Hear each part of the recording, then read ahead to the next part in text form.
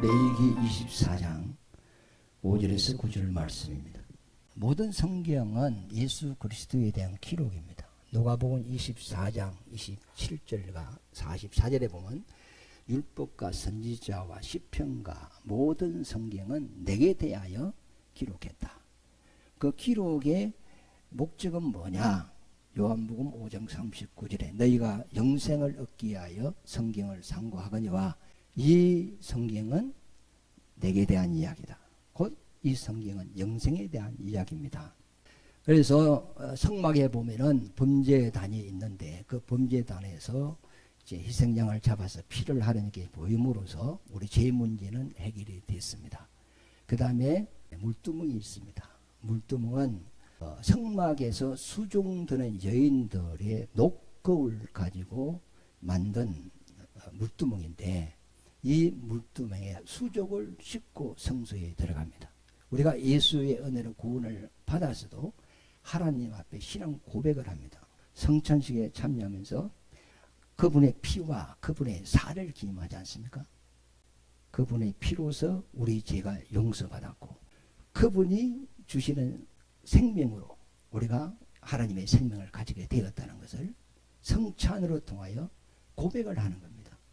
우리가 죄 사함을 이미 받았어요. 그러나 세례를 받음으로 나는 예수와 함께 죄에 대하여 죽었고 이제는 예수와 함께 의에 대하여 살았습니다. 이 고백을 하듯이 이스라엘 백성들도 번제단에서 이미 흠없는 어린 양이 백성의 죄를 안수받고 하나님의 백성들이 죽어야 될 것을 양이 대신 죽음으로써 죄 문제는 해결되었어요. 그러나 이제 하나님의 성소에 들어가야 되는데 이 모든 것은 주님의 은혜로 된 것입니다. 신앙 고백을 하고 성소에 들어갑니다. 들어가면 성소 안에는 떡상이 있고 촛대가 있고 항로가 있어요.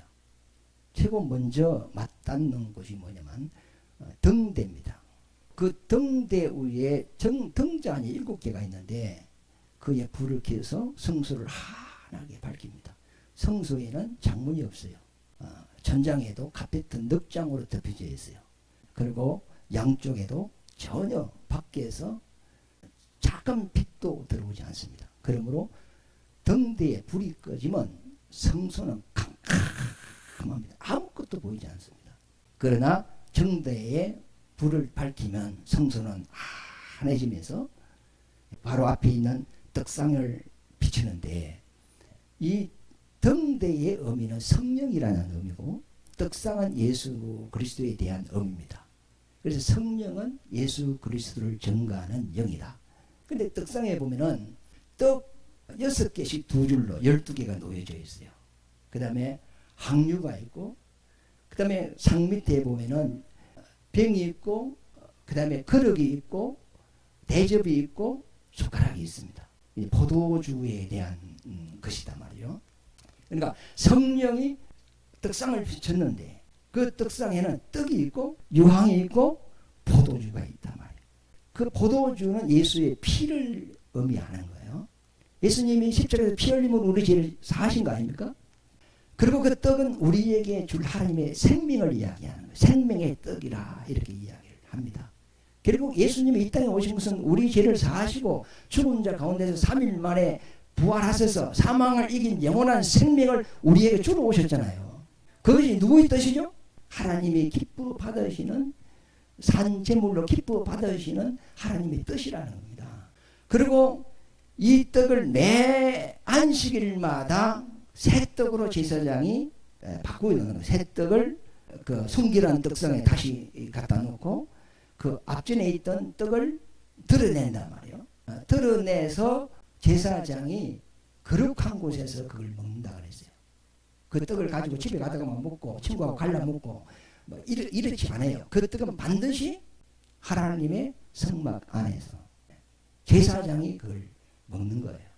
이것은 내 백성 이스라엘에게 주는 영원한 언약이니 이 떡은 곧 이스라엘을 위한 것이라 그랬어요. 그러면 이스라엘에게 언약했고 이스라엘 떡이라면 하나님의 백성은 이 떡을 먹기 위하여 하나님 앞으로 와야 되겠죠. 이 떡은 세상에 없어요. 오직 하나님의 성소에만 있는 떡이에요.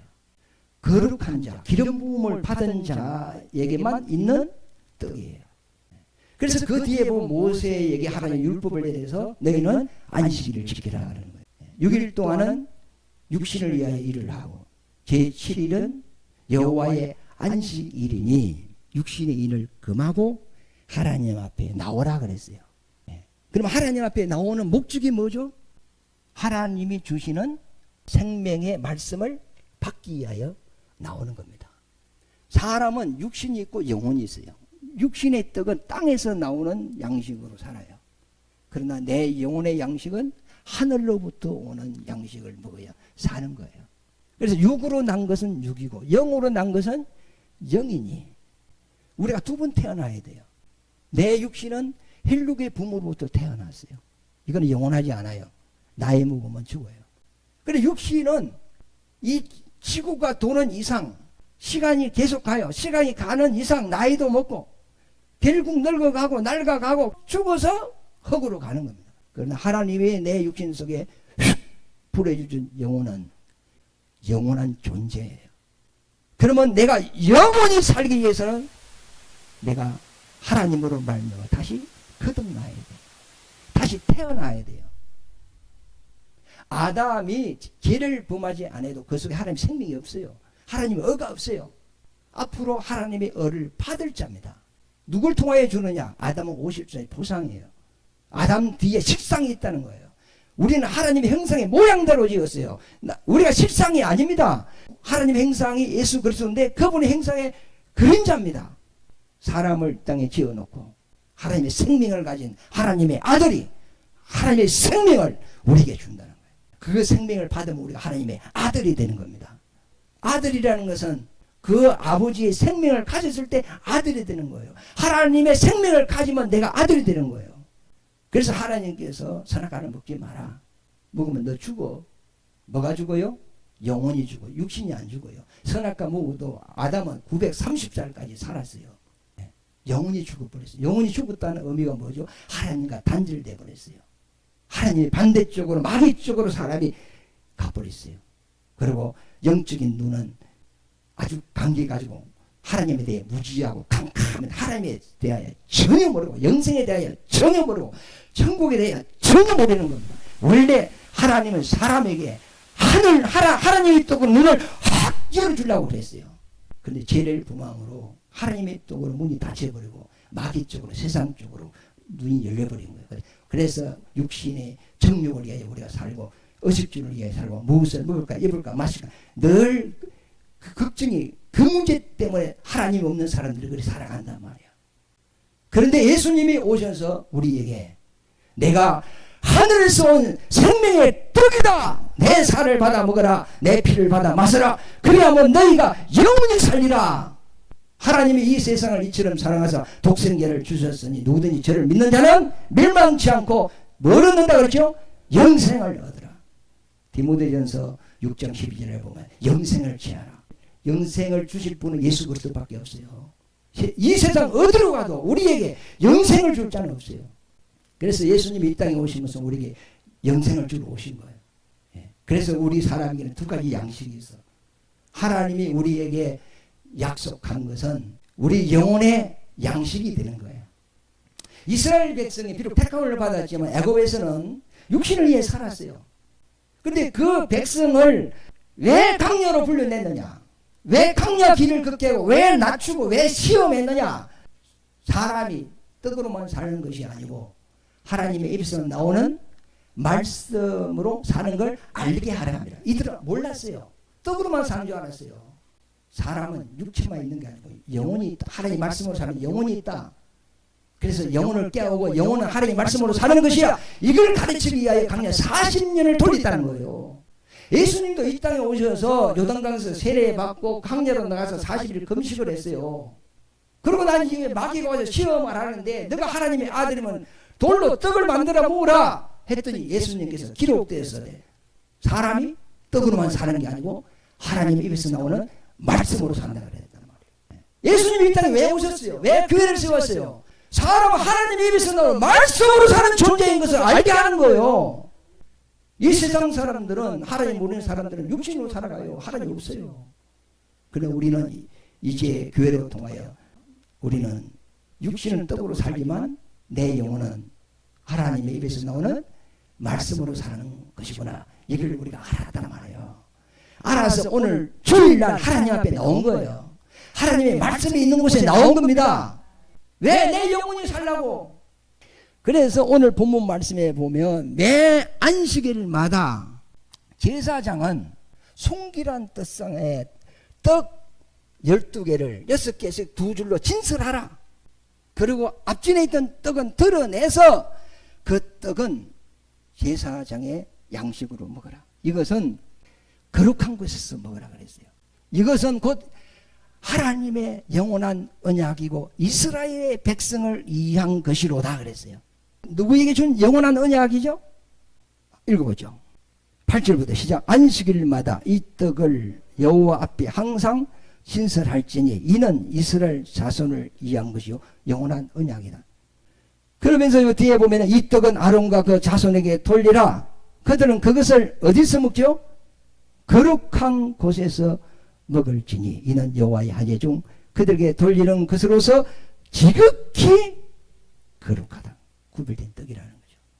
이는 영원한 규례니라. 떡을 하나님이 제사장한테 먹으라 하는 것은 영원한 하나님의 언약의 말씀을 기억하고 그 떡을 먹어야 된다 이 말이에요.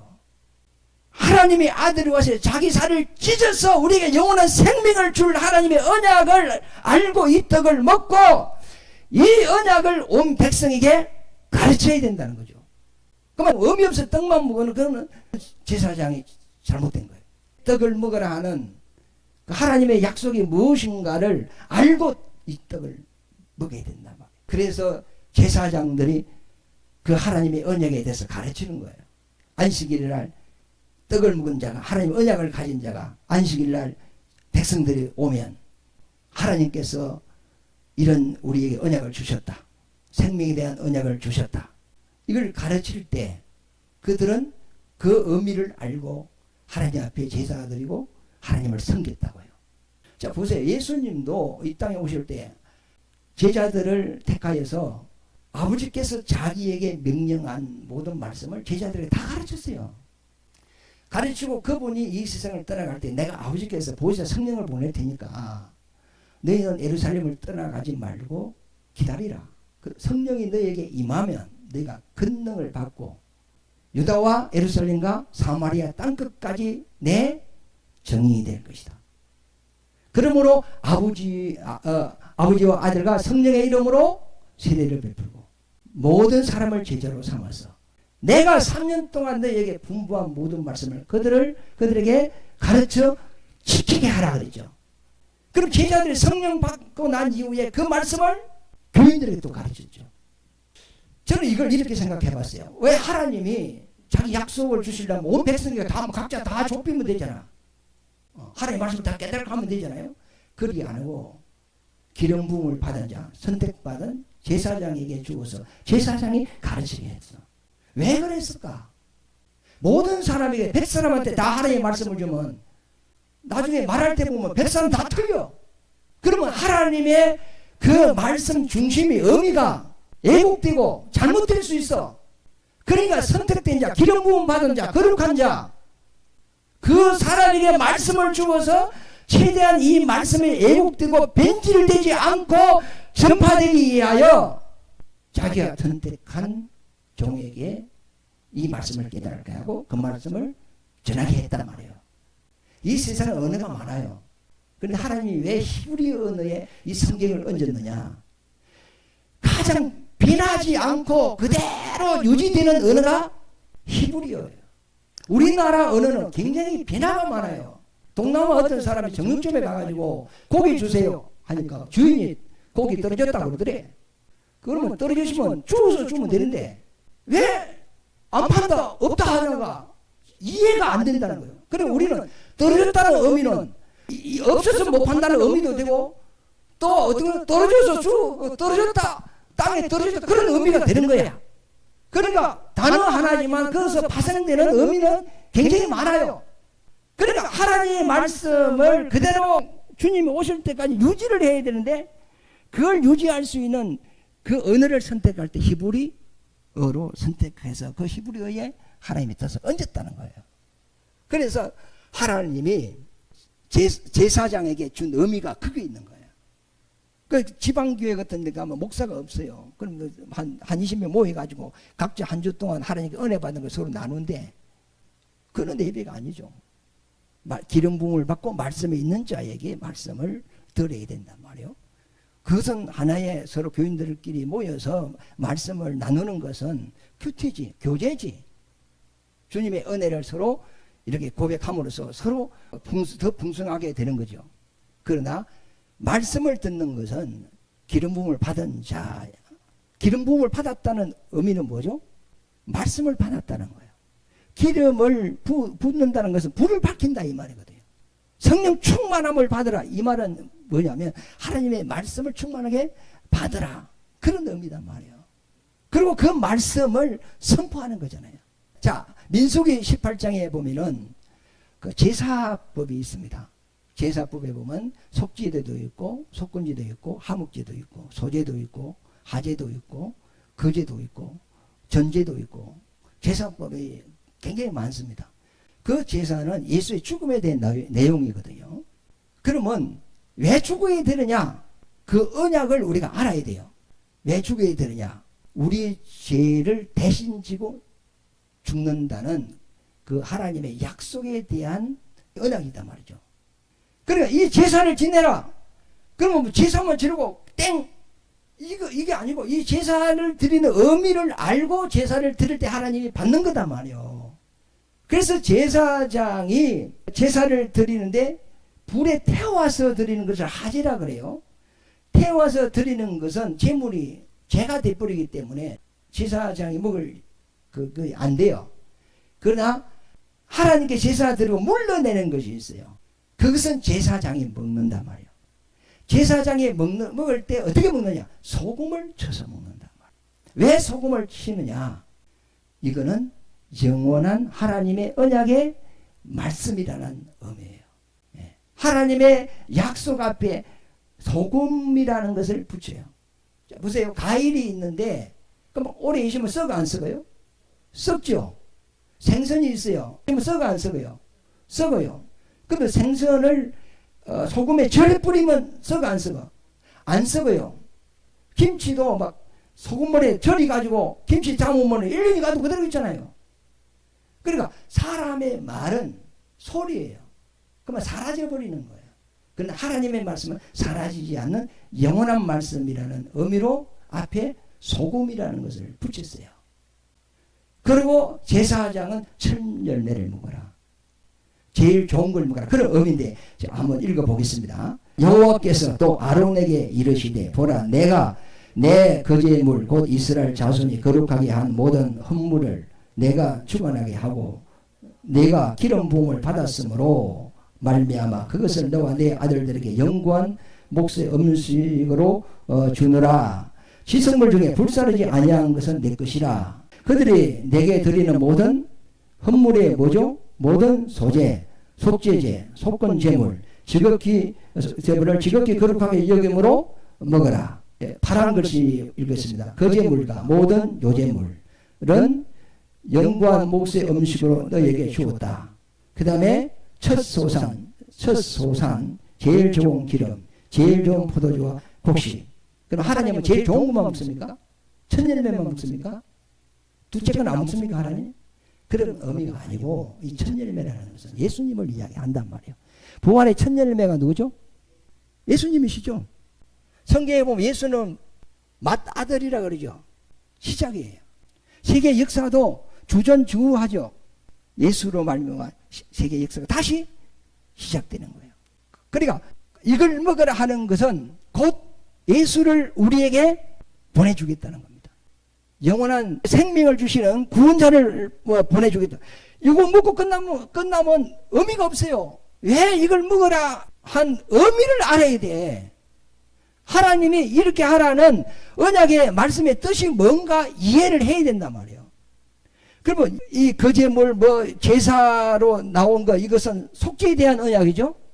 근데 첫 소산 첫 열매 이거 보면 처음 익은 모든 열매 이것은 거룩한 것이니 누구에게 줬어요? 제사장에 준 거예요. 이 준 의미가 있을 거 아닙니까? 그 첫 열매, 가장 좋은 열매, 그분이 누구시라고? 예수. 땅에 감추인 보화가 있어요. 그분이 누구요? 예수. 이 세상은 다 죄인이에요. 그런데 하나님의 아들이 이 사람의 몸을 입고 이 땅에 오셨어. 그런데 그분이 누군가 몰라. 그러나 그분을 발견하면 자기 모든 소유를 다 팔아서 그 예수를 영접한다는 거예요. 왜? 그분이 내게 가장 귀한 것이고 가장 좋은 것이고 그분이 있으면 나는 다시 하나님의 생명으로 다시 시작할 수 있고 그걸 이제 그런 의미가 있습니다. 15절 읽어보죠. 여호와께 드리는 모든 생물에 처음 나는 것은 사람이나 짐승이나 다 내 것이로되 처음 태어난 사람은 반드시 대속할 것이요 처음 태어난 부정한 짐승도 대속할 것이니라. 자, 다시 읽어보세요. 오직 처음 태어난 소, 처음 태어난 양, 처음 태어나는 뭐죠? 염소. 쭉 뭐 이렇게 이야기합니다. 이걸 먹을 때 소금을 뿌리고 먹으라. 이거는 곧 뭐죠? 하나님의 영원한 언약의 말씀이다. 그런 의미로서 이야기를 하고 있습니다. 그러면 그래 이 제사장이 백성들이 이제 안식을 올 때 자기 생각을 이야기하면 안 되겠죠. 하나님께로부터 받은 언약의 말씀을 이야기를 해야 되겠죠. 왜 제사를 드려야 되느냐? 왜 첫 열매를 하나님께서 허락했느냐? 이런 부분들을 이 의식을 통해서 하나님이 우리에게 어떤 약속을 하셨는가? 이 의미를 자기 백성에게 가르치는 자가 누구냐면 제사장이다. 그러면 오늘 지금 우리 교회 시대에 우리가 이 얘기를 해볼 것 같으면 목사가 하나님의 말씀을 전하는 자잖아요. 그럼 목사 속에는 뭐가 있어야 되겠죠? 하나님의 말씀이 있어야 되겠죠. 그래서 목사의 한 주의 생활은 하나님의 말씀을 묵상하고 사는 거예요. 길을 갈 때도 차 운전을 할 때도. 그래서 하나님께 묻는 거예요. 그 성경은 복 있는 사람은 여호와의 율법을 주야로 묵상한다. 그럼 계속 되새기고 생각하고 그러면 폭이 자꾸 넓어져요. 하나님이 또 말씀을 생각나게 하고 한 주 동안 하나님께서 내게 깨닫게 한 것을 정리를 해서 설교하는 겁니다. 그러면 여기서 성은 나오는 게 아니에요. 굉장히 고심이 많아요. 나는 이해가 됐어. 그런데 이걸 어떻게 전달할 것이냐. 듣는 사람 입장에서 과연 이걸 이해할 수 있을까? 어떻게 하면 쉽게 전할 수 있을까? 또 이것에 대한 고민이 상당히 많아요. 그래서 목사가 이 주일날 강당에 서서 말씀을 전한다는 것은 일주일 동안 자기와 상당한 씨름을 해요. 그래서 이제 말씀을 선포를 하는 거거든요. 그리고 성도들은 매 주일날 이제 하나님 교회에 와가지고 말씀을 듣는 거예요. 그게 영혼의 양식이에요. 말씀을 들으면 영혼이 살고 영혼의 소망이 있고 하나님을 더 가까이 하고 나는 이렇게 살아서는 안 되겠다 하면서 잘라내는 건 잘라내고 또 선택할 거는 또 선택하고 그래서 하나님의 말씀을 이제 내 영혼이 받아들여서 이제 믿음을 가지고 그 말씀 가지고 한 주 동안 살아가는 거예요. 여러분 지금 말씀을 들었는데 한 1시간 후에 생각해보면 뭘 들었는가 별 생각이 안 납니다. 그러면 들은 말씀을 내 마음에 새기기 위해서는 묵상을 해야 돼요.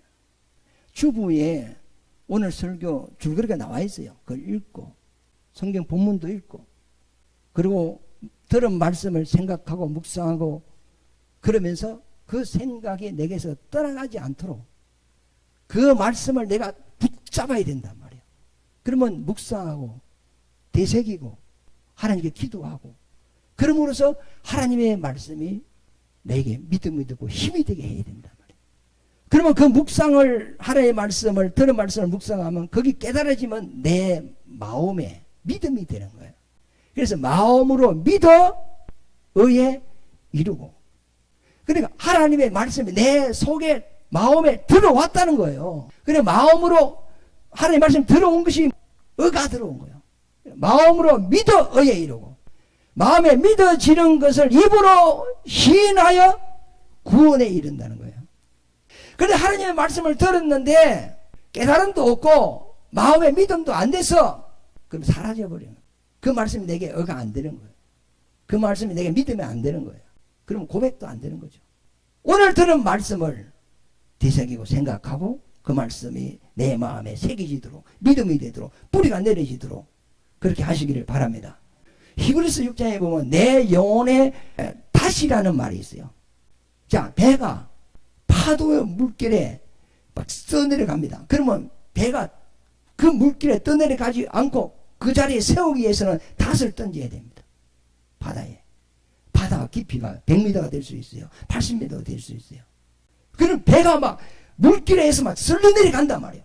그래서 닷을 딱 던져. 그러면 다시 그 바다 밑에 바위에 딱 갱인을 해주는 거예요. 그러면 배가 떠내려가지 않고 그 물살을 이기고 서 있단 말이에요. 이게. 내 영혼이 하나님의 말씀에 닷을 내려야 되고 내 영혼은 하나님의 말씀에 주소를 둬야 되고 내 영혼은 하나님의 말씀에 뿌리를 내려야 된단 말이에요. 내가 이 반석의 교회를 세우리니 음부의 건세가 이기지 못하리라. 무너지지 않는다는 거죠. 누구든지 내 말을 듣고 행하면 그는 반석 위에 지은 집과 같아서 홍수가 나고 바람이 불고 어떤 상황이 안 좋다 할지라도 그 집은 무너지지 않는다 그랬어요. 그러나 모래 위에 세운 집은 그 모래 위가 뭐죠? 제 생각에 세운 모든 것은 다 무너진다 그랬어요. 그래서 하나님의 말씀이 내 마음에 믿음이 되어야 돼요. 그게 내 영혼의 탓입니다. 그래서 들은 말씀을 묵상하고 생각하고 되새기고 그 말씀이 깨달아지고 믿음이 될 수 있도록 그 말씀이 입으로 시인이 되고 행동이 될 수 있도록 오늘 들은 하나님의 말씀을 일주일 내에 그 말씀을 먹고 마시고 그 말씀 속에 사시기를 예수 이름으로 축원합니다. 그래서 오늘 말씀이 뭐냐? 떡을 6개씩 순결한 떡상 위에 2줄에 진설하라. 이 떡은 내 백성을 위한 것이고 내가 내 백성에게 언약한 영원한 약속이다. 그러면 이 약속의 언약을 제일 먼저 누구에게 했느냐? 제사장에게 했다는 거예요. 이 떡을 너가 먹어라. 너부터 먹어라. 하나님의 언약이 뭔가 너부터 깨닫고 너부터 믿고 너부터 확신을 가지라. 그리고 안식일날 백성이 하나님 앞에 나왔을 때 하나님의 언약이 뭔가 가르쳐라. 이렇게 된 거예요. 그러면 그 가르침을 받은 백성은 하나님의 언약을 알고 하나님 앞에 제사드리고 하나님의 언약을 알고 하나님을 섬기고 하나님 앞에 그렇게 살아간단 말이에요. 이와 마찬가지로 오늘날 교회도 마찬가지예요. 매 주일날 하나님의 교회 말씀이 있는 곳에 와서 말씀을 들어야 돼. 그래 내 영혼이 사는 거예요. 그 들은 말씀을 묵상하고 되새기고 생각하고 그 말씀이 되게 믿음이 되고 고백이 되고 행동이 되도록 일주일 내에 그 말씀 속에 사실 수 있는 사람만 아멘 하시기 바랍니다. 그게 신앙 생활입니다.